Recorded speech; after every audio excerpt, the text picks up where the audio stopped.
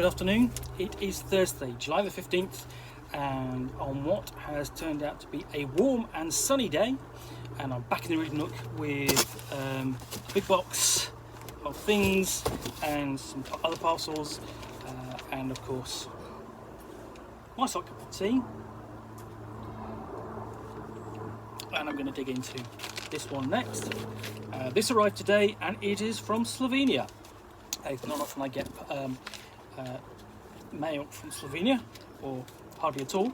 I suspect this is some kind of fanzine from the packaging. So here we go.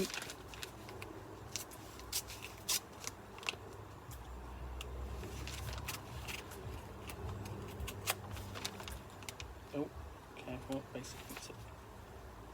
Just cut a little bit. I think I've got the book. It's a bit tight in there. So, and what we've got here is Kriegsmesser. And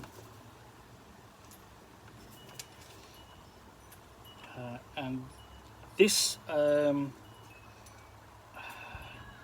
okay, this is basically come off the ZineQuest edition. It is by Gregor Vuga, and with illustrations from 16th century woodcuts. I do like a 16th century woodcut, and this is a essentially 16th century rules for Troika, and the carriage coach is on fire and there's no driver at the reins. It is the long 16th century, somewhere in Europe or a place much like it. Plague stalks the land, people are rioting against widespread corruption, while a monetary crisis is making the rich richer and the poor poorer. Perhaps it doesn't matter which century it is. Time is a flat circle. Or perhaps not. The old systems are crumbling, the old order is being reborn. It's having a renaissance, if you will. Religion is being reformed, a new emerging class of burghers and mercenaries is displacing the old feudal order. Poets don't write romances about the knights anymore, but satires. This burgeoning new society, exuberant and ostentatious, obsessed with novelty and the self, is the early cocoon stage of our modern age. Okay, so basically, you have an empire that's waging an eternal war against chaos. Its priests preach of chaos as an intrusion, something unnatural. Yet, what is chaos but the basic state of the world? There's no law in nature other than the arbitrary motion of blind mechanisms. Nature has no morality, no mercy, no justice. All laws are man-made, and the law of empire has made it to suit the men that wrote them. To play this game, you need some white, basically the standard things, essentially. But the following pages contain 36 backgrounds that you can randomly choose using a D66 roll, and they're compatible with the Troika RPG, written by Daniel Sell and published by the Melsonian Arts Council. So essentially, you've got a copy of Troika. You combine it with Kriegsmesser. And yeah, you have a set of backgrounds for those characters. So here we go.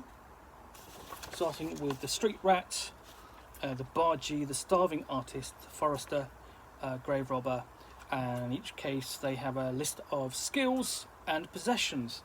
So let's take a look at the jailer. It reads number 23.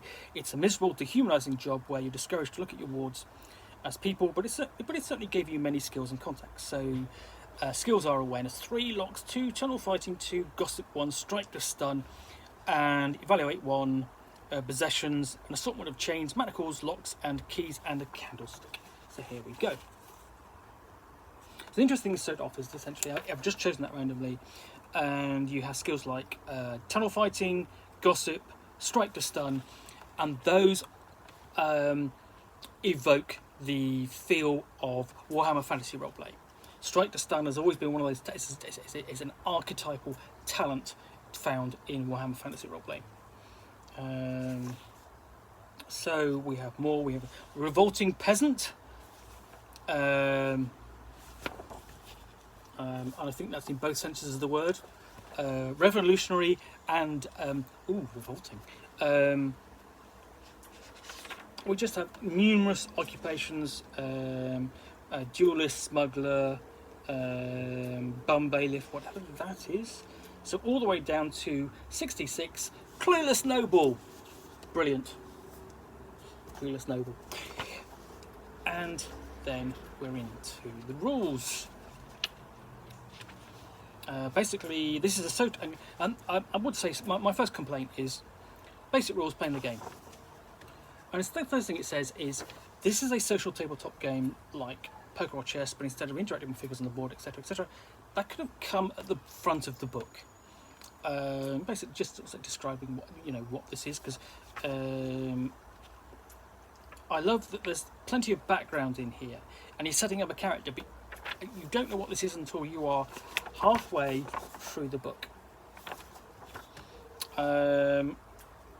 So yeah, I've got a quick description of skill tests and luck and violence and optional combat rules. So there's a whole page of violence. Who doesn't like a bit of violence in their game? And then essentially, interesting that Kriegsmesser partially subverts or deconstructs the traditional conceit of Warhammer, where the characters are threatened by the forces of chaos. In this game, it is the characters who are the agents of chaos. They're likely to become the rats under the streets and the wild beastmen in the woods, bringing civilization down. And again, that's something that could have been put up front. But I do like the concept. It's almost the anti-Warhammer game.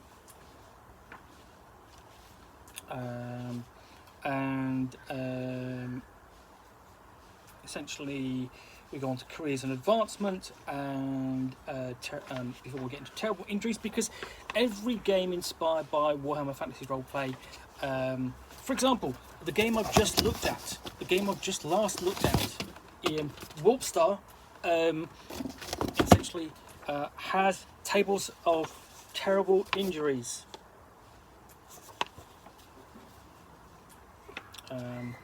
And then you've now got the guide to running the game.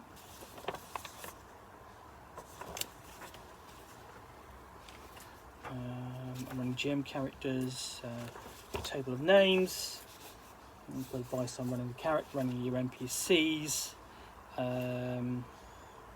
what's the basis of their relationship, nice use of woodcuts, basically what's the basis of the relationship, what are the dynamics of the relationship, and so on.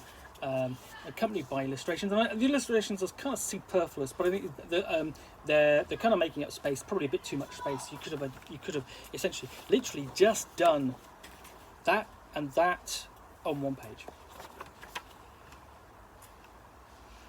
Creating a scenario, creating a random town, really kind of simple.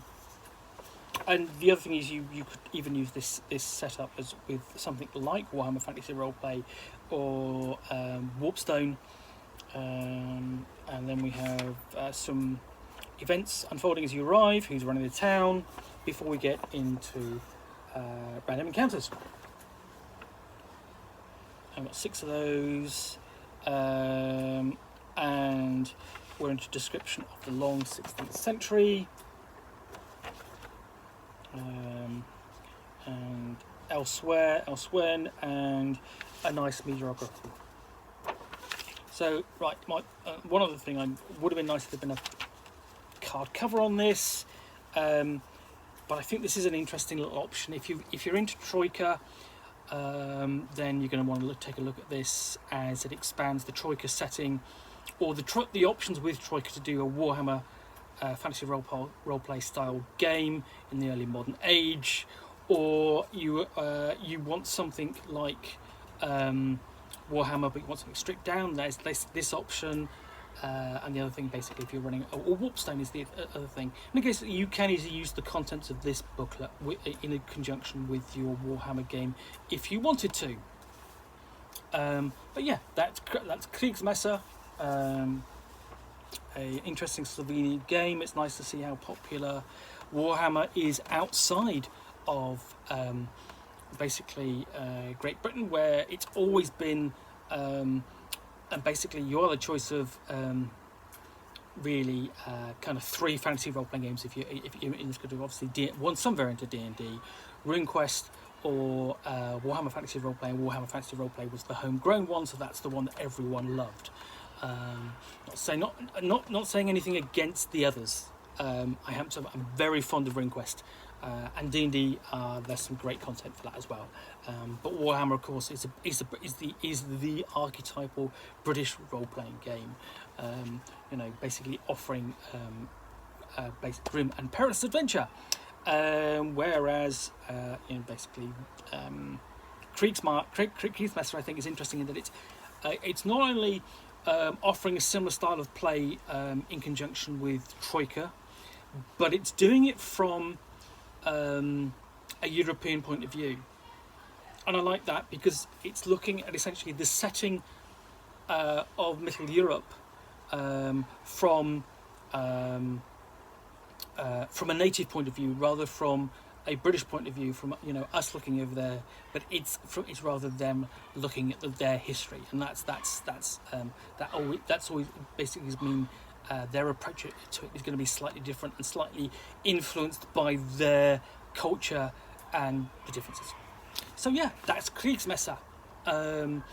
Interesting little fanzine. I hope that will be on Drive-Thru RPG and available. I will do a review of this at some point. But again, interesting thing to come off ZineQuest, because it's not. The thing is, the ZineQuest format is no longer that little anthology of content. Monsters, magic, spells, classes, a dungeon, etc. It's being used to deliver sort of like something a whole content, in which case basically a whole supplement for a role-playing game. Well, thank you very much for watching another unboxing in the Nook. If you've enjoyed this, please do click the like button. And of course, if you've got any questions or queries or feedback, then please add them to the comments below. Do take the time to read them, and I appreciate you taking the time to add them. And lastly, if you want to be alerted to yet more unboxings in the Nook, when you will see me with package, not necessarily from Slovenia, an interesting book, and of course a nice hot cup of tea, and me talking for about 10 minutes about something that I've not actually looked at before, please hit that subscribe button. Well, I hope you've enjoyed this. I'll be back again soon with another unboxing in the Nook. Bye for now.